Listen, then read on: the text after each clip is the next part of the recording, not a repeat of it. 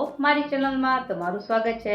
આજે બનાવીશું કાજુ કારેલાના શાકની રેસીપી। આમ તો કારેલા કોઈના ફેવરિટ હોતા નથી, પણ જે તમે લગ્ન પ્રસંગે જો ખાધું હશે તો એના જે મસાલા છે એનાથી જ આ શાકમાં સ્વાદ આવે છે। તો ચલો ફટાફટથી રેસીપી શરૂ કરીએ, અને રેસીપી પસંદ આવે તો વિડીયોને લાઈક અને ચેનલને સબસ્ક્રાઈબ કરવાનું ના ભૂલતા। તો મેં અહીં બે મોટી સાઈઝના કારેલા લીધા છે, જે એકદમ કૂણા છે।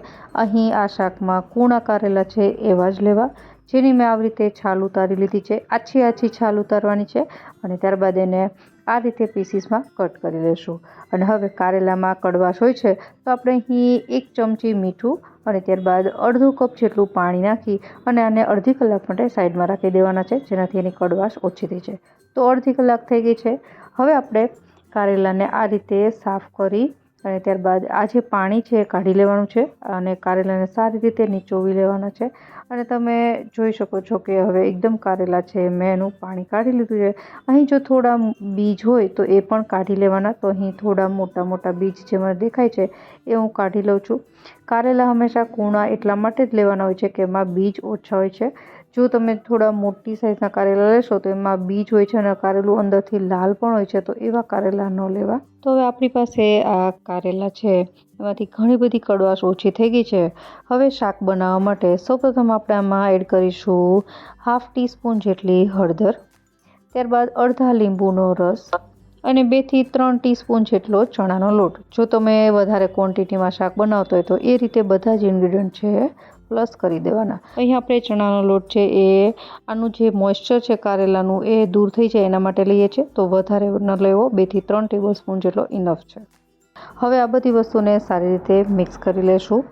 ત્યારબાદ હવે આ જે આપણે ચિપ્સ રેડી કરી છે એને ફ્રાય કરવાની છે।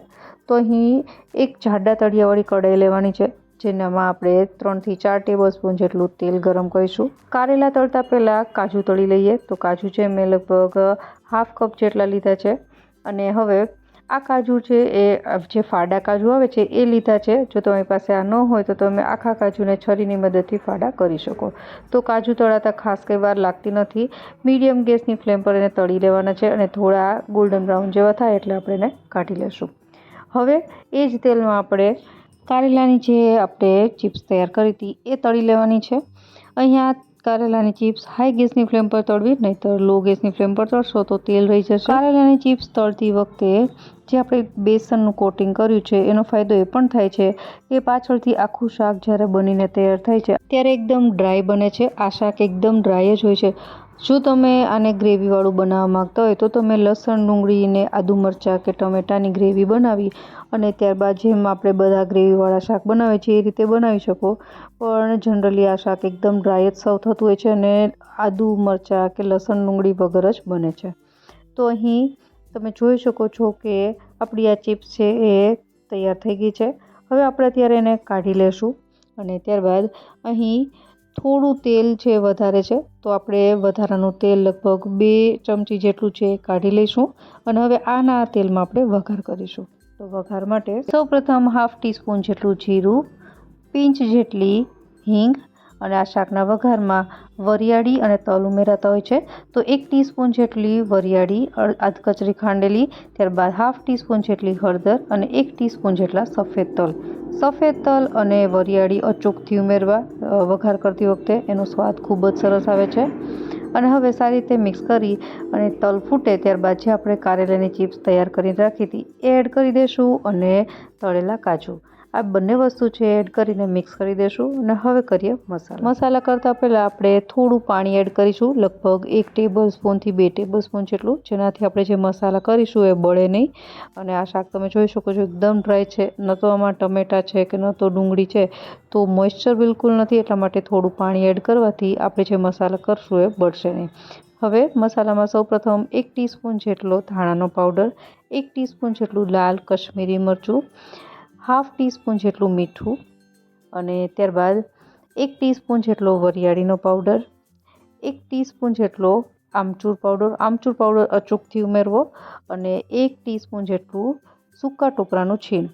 આ મસાલા જે મેં કર્યા છે બધા જ મસાલા આ શાકને ખૂબ જ સ્વાદવાળું બનાવે છે અને સારી રીતે મિક્સ કર્યા બાદ તમે જોઈ શકો છો કે હજી એકદમ ડ્રાય છે અને મસાલા સારી રીતે કોટ નથી થયા. તો ફરીથી આપણે થોડું પાણી એડ કરીશું, જસ્ટ 1 થી 2 ટેબલ સ્પૂન જેટલું, અને ફરીથી એને મિક્સ કરી દઈશું. અહીં વધારે પાણી એડ કરવાની જરૂર નથી કારણ કે ઓલરેડી કાજુ અને કારેલા બંને તળેલી વસ્તુ છે તો કૂક તો થયેલા જ છે, પણ થોડા મસાલા સારી રીતે ચડી જાય એની માટે થોડું પાણી એડ કરવાનું છે. અને હવે ઉપરથી આપણે ઢાંકણ બંધ કરી દઈશું અને ત્યારબાદ ઉપર પાણી થોડું એડ કરી એનાથી નીચે જે વરાળ બનશે એનાથી જ આ શાક એમાં મસાલા ચડી જશે. તો લગભગ 5 થી 7 મિનિટ પછી આપણે ચેક કરીશું.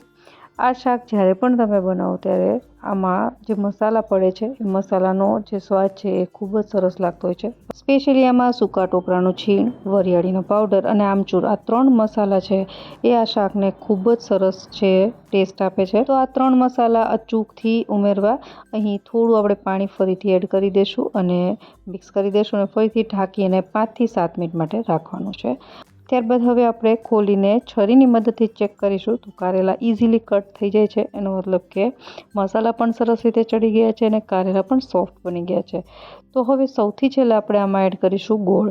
ગોળ છે સૌથી છેલ્લે એડ કરો અને હંમેશા ગોળ છે એનો કાં તો તમારી પાસે જેગરી પાવડર આવે છે જે રેડીમેડ એ હોય તો એ, અથવા તો જો તમારી પાસે આ ગોળ હોય તો એને થોડું સુધારીને એડ કરો જેનાથી એ તરત જ આમાં મિક્સ થઈ જશે. તો ગોળ લગભગ 1 ટેબલ સ્પૂન જેટલો છે.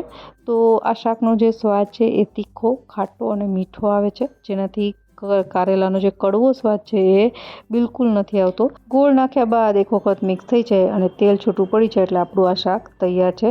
તમે જોઈ શકો છો એકદમ ડ્રાય બન્યું છે અને કલર પણ ખૂબ જ સરસ આવ્યો છે શાકનો.